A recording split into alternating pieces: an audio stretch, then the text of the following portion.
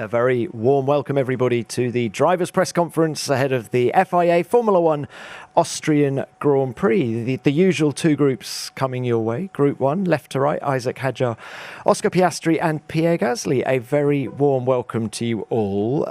Pierre, you've got your P3 trophy from Monaco. How sweet does that feel? Yeah, very happy. Anything more you want to add? Just tell us how you got it. Looks good in my home. It looks good in the cabinet, and no, I'm obviously happy to get it back. It's been a long story, bit of a wait, not much celebration. So if you have any suggestion, of celebrations for the summer, more than welcome. And very happy about it. Okay, Isaac, can we bring you in on this? Get your thoughts on giving up the trophy. It's been 3 weeks now, so yeah, I'm happy that I have to give it to Pierre at least, to give it to my friend, and not someone else. So at least that's the good part, let's say.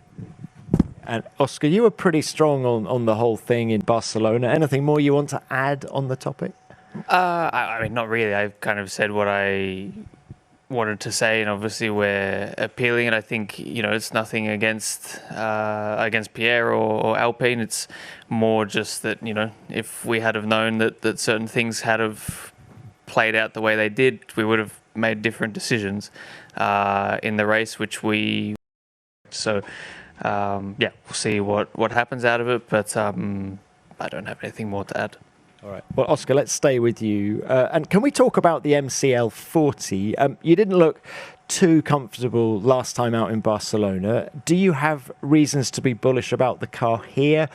A track at which McLaren has got a pretty good record. I think on a personal level, yes, I've got a good understanding. We've done a lot of homework as to why the race in Barcelona was such a struggle for me. And I think we've got a good idea why and a good plan on how to not repeat that. I think for us as a team here, Ferrari took a good step forward in Barcelona.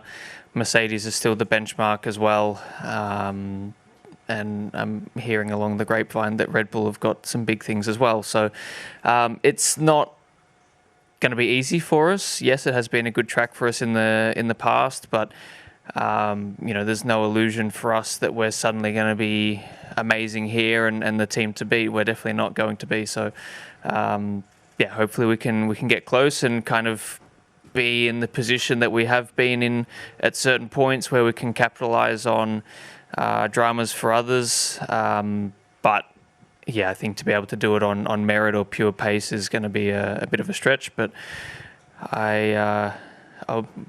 I'd like to be happily surprised. All right. Oscar, thank you for that. Pierre, let's come back to you. This is the best start to a season you've ever had. Just how much potential does this car have?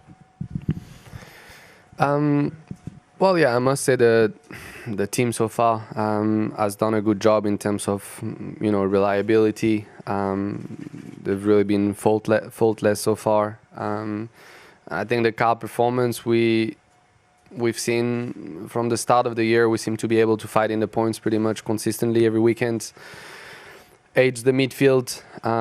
It's kind of swinging, one way or another, depending the weekend, depending the track. Sometimes we were a bit closer to the top 4 at the start of the year. Now we kind of dropped slightly. The last few weekends been slightly more complicated, but we're still there and we've been very consistent. So, yeah, happy on one side. On the other side, I like to see us, catching the train ahead of us a little bit more, and hopefully that's what we'll be able to do in the coming weekends.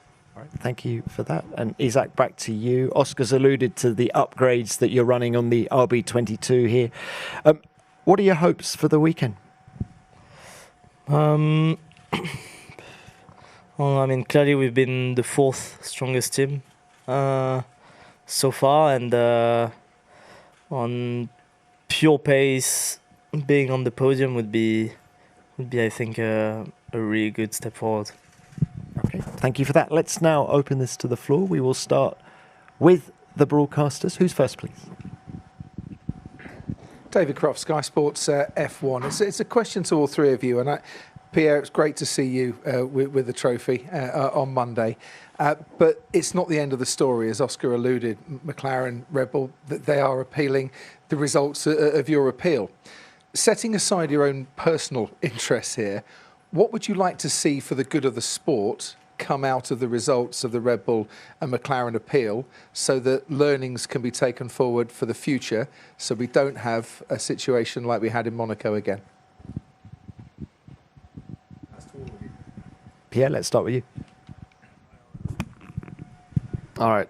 I don't know how much time we got here, but it's difficult to be, well, I don't want to be too long. I think for the good of the sport, we don't want to see what happened again in the future. There was a mistake, down during that weekend, and I think it's important we all learn from it. And at the same time, I think that's what I've said the other time, if a mistake was done and can be corrected because it's been unfairly given for no wrongdoing. So in that case, in our situation, if you have a chance to correct it, I think it's the right thing as a sport to do it. And I must say I was very pleased by the actions and the sort of outcome of the decision post-race, but obviously from McLaren, Oscar, I think George situation, I completely understand that for their own performance, I've got nothing to do with their results, but they probably feel some sort of injustice from what's been done to them, but that has nothing to do with Alpine or our own race, and I think that's something they need to sort out on their side. But I do think if you can correct a mistake which was done, is the right way of approaching it, to come back on it, and that's what I like to see in the future. Obviously, we don't see this situation, but if eventually a mistake is done, I think it's the right way to correct it. Yeah. I think the most obvious one is make sure the pit lane's measured correctly. That's a good starting point, obviously. I think what is difficult in that situation is, Alpine, question the penalty. I think everybody questioned the penalties. I've never seen a race like that where there's so many pit lane speeding penalties, and in my case specifically, I knew I wasn't speeding either, but the kind of approach is always, well, you have the penalty, you can't really argue with it in a lot of cases, which I think in 99% of things is a good thing. And I think the risk that we have now is anytime a team or a driver feels that a penalty is potentially wrong, or they have a chance of changing it, you go through this whole saga where we still don't officially know the results of the race a month later, which I think is the biggest thing. I kind of agree with Pierre's point that if there's something that can be corrected, then I can definitely see why it can be, but it also sets a bit of a tricky precedent, because you could just end up with everybody not serving their penalties and then arguing about it for weeks after, which is not what anyone wants to see. So, a difficult situation with two sides to it, I guess, or probably even more. Isa? Yeah, nothing to add. Okay, let's move on. Next one, please.